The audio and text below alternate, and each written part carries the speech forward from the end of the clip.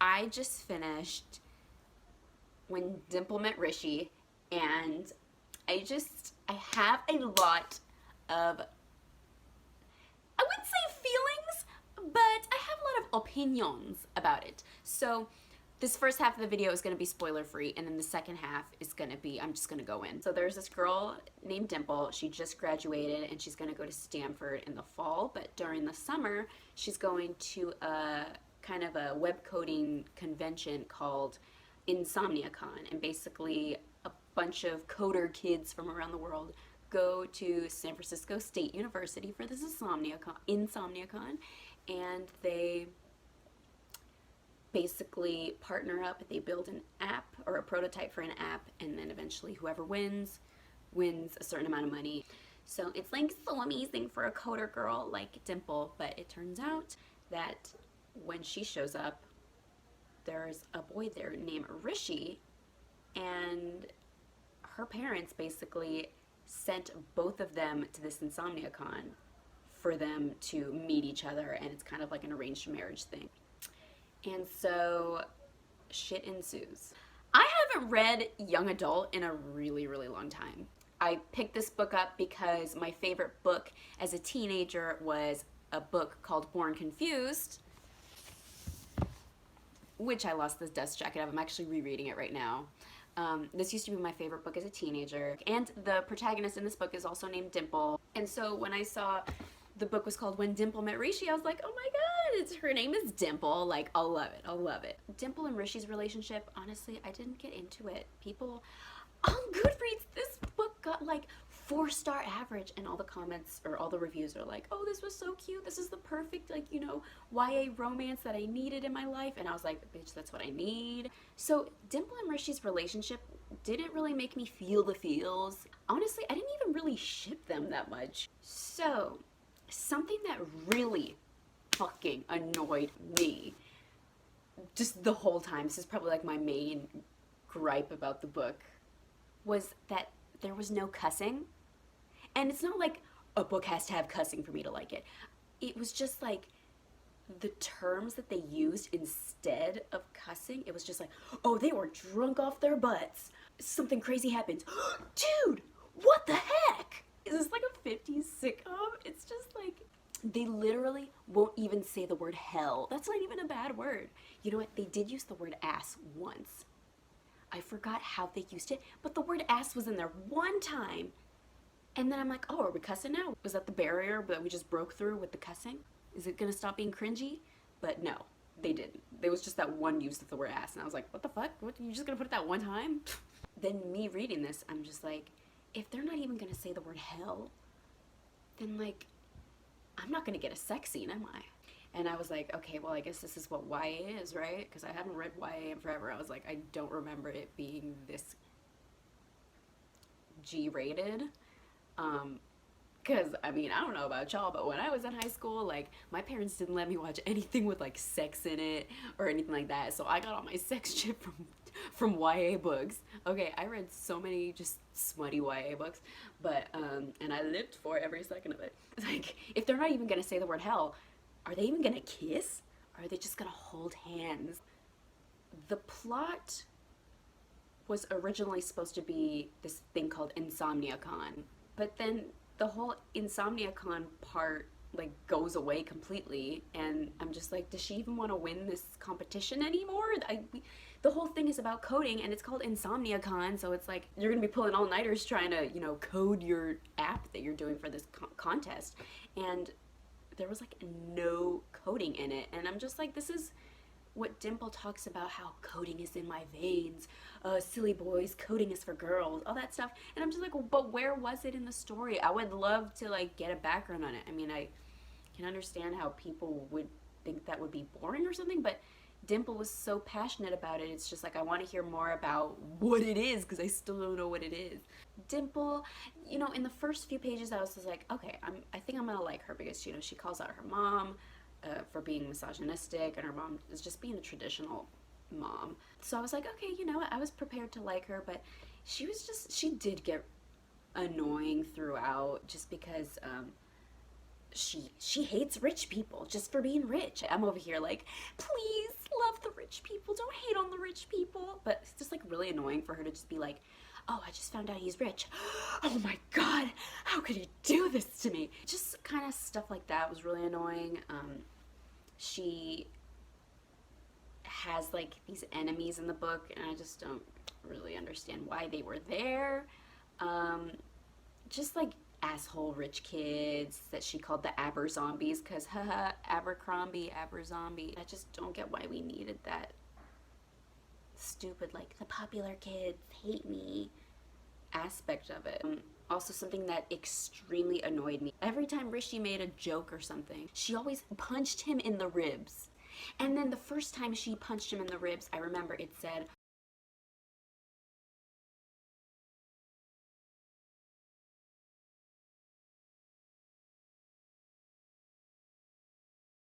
that's just a really cunty, abusive thing to do.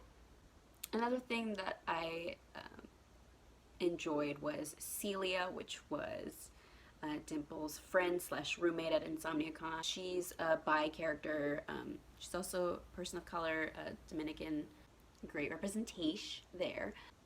The white people in this book were basically the villains, which I enjoyed.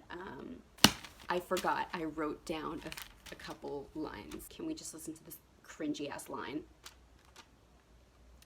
The way he saw her, the dazzling beauty that was her glittering soul. Mic drop. Oh my god, are you swooning yet? I don't know how young you have to be to swoon at that, but girl, this should not be a young adult book. This is like a middle grade. If, yeah, maybe a middle grade, TBH. Also, a lot of the reviews on Goodreads said that this was a funny book, and it was just really funny, and their relationship was funny. This was not funny at all. Never did I crack a smile, let alone laugh, or even do one of none of those. Are my standards for comedy just so high? Like, it ain't funny. It's just not, okay? Jeez. I feel like I was lied to. So yeah, basically that's my freaking spoiler-free review on that. Now basically I'm just going to talk about the nitty-gritty. So thanks for watching up to this point if you don't want to be spoiled, but let's just get into it. So, bitch. I was over here thinking, oh, they're not going to cuss in this book. I'm not getting a sex scene. But they did have sex, which I found shocking, because I was like, this has got to be the most Christian book, like, like, oh my gods. I did like the fact that they had sex before they said I love you. I really liked that because it's real. InsomniaCon is only 6 weeks max, and basically I personally have a hard time, like, with the whole, we met each other 2 weeks ago, but we're in love, and we're soulmates, all that stuff. It's like, okay, you're 18, first of all. Second of all, you've had, like, one boyfriend in your life, okay? And so how would you know? Well, when you know, you just know. No, okay? You're already talking about marriage on the first date? Y'all are on a non-date, first of all. It's not even a date. So that was annoying. Also, the sex scene, like I said, I did like that a condom was mentioned. Also, why did Rishi have a condom? He's such a virgin. I guess he's just prepared. He pretty much sounded like he wanted to wait till he got married to have sex. But then, you know, Dimple touched his lower back and he was like, oh, this is too much. Oh, we're going too far. That was another thing. Y'all are making out in an alley and you touch each other's lower backs, like skin on skin. And you're already like, just, your boner is just too furious. And you're just like, wait, I need to hold myself back. That was kind of just like, what the fuck? Calm down. You're just touching each other's lower back. He's acting like you went to like first base. Another thing. how y'all gonna have sex? The most you've done was make out. There was no talking about boobs. There was like touching boobs. There was no talking about blow jobs, hand jobs. So basically, Dimple and Rishi are the type to do anal before he's even seen her boobs. Like, there's so much leading up to actually penetrating. And what's his name? Ashish. Ashish decides to go to the food cart downstairs, and they're just like, perfect time to have sex. He was literally like, I'm gonna go grab some food, be right back.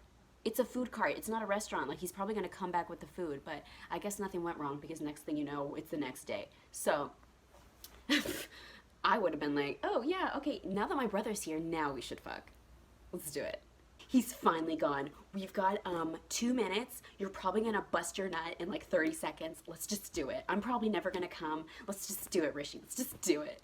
So I'm sorry I'm focusing so much on the sex, and it was just like one scene, but this just really annoyed me that they just went straight to sex. And also, we didn't get any description of the actual sex. It's just like, he put her on the bed.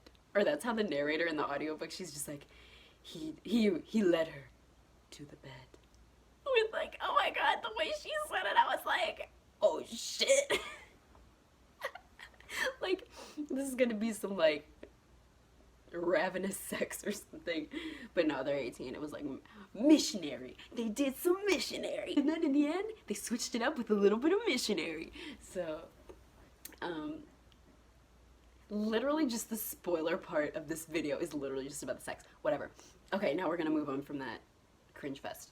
They didn't win InsomniaCon. I thought it was really annoying that Dimple was just like, we lost, and this is the proof that Rishi is horrible for me. And although I did like the fact that she was just like, oh, well, my career comes first no matter what, and I can't have both, blah, blah, blah. I mean, I get that, and it's just, it's nice to see that in a young adult book where it's usually just like, he's the one, I need to do anything for him. And you know what, after they broke up, you know, all that happened, InsomniaCon is over, they lost me, and then they go to the party, and then Rishi gets Jenny Lint to be there. Here's Jenny Lint, so I won anyway, and she wants to partner with me. Oh, thank you so much, Rishi, but it's over. Like, literally, you're gonna break up with him after he did that for you. Like, your dream just came true. Jenny Lint wants to work with you on your app, and then you're just like, so thanks and everything, but like, it's over. Which, I mean, I get it. She doesn't have to stay with him because he got her Jenny Lint, but it was just like, that was the last thing I thought you were gonna say, girl. Can I get a thank you? For a second, I was like, I know this is a YA romance, but are they really gonna stay broken up? Of course not. Stupid old me. Of course not. So yeah, then a month passes and they're still in love with each other, and she's going to Stanford and he's going to MIT. Or so we think. And of course she goes to the airport. You can't just walk into an airport and like look at the flights, right? You have to go to American Airlines and see if you got anyone's going there. You gotta go to Delta and be like, okay, what's leaving to Massachusetts right now? You know, there are a lot of airlines that you gotta look through, bitch. This is not realistic. You can just walk in like it's one big room and just be like, okay, then there's nothing. Nope. Am I wrong? Am I wrong? I'm not like a frequent flyer or anything, but comment below if I'm stupid.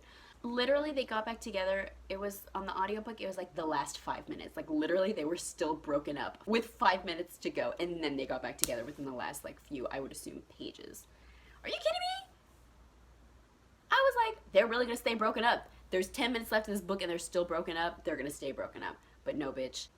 I don't recommend this book. It wasn't funny. It wasn't cute. I've read way better YA romances, such as, where is that book? This is a swoon-worthy love story. I swooned over this when I was a teenager. So please, get this book if you want actual South Asian culture, just really beautiful writing and just the words. This one's a slow burn, not even gonna lie. It's really poetic and descriptive, and I love that about it. This book, or When Dimple Met Rishi, there's not gonna be any beautiful language. Do I recommend it? No. Okay? I gave it 2 out of 5 stars. I mean, what can I say? what can I say? I don't recommend it. Unless maybe you're in middle school. So do subscribe, smash that like if you think that Dimple and Rishi should have at least had oral sex before actually putting the dick in. Let me know in the comments what's the order that you think they should have gone in. Are you like strictly first base, second base, third base, home plate? Or like, what are you thinking? Comment below. I want to know your opinions on Dimple and Rishi's sex life. Peace. I hate myself.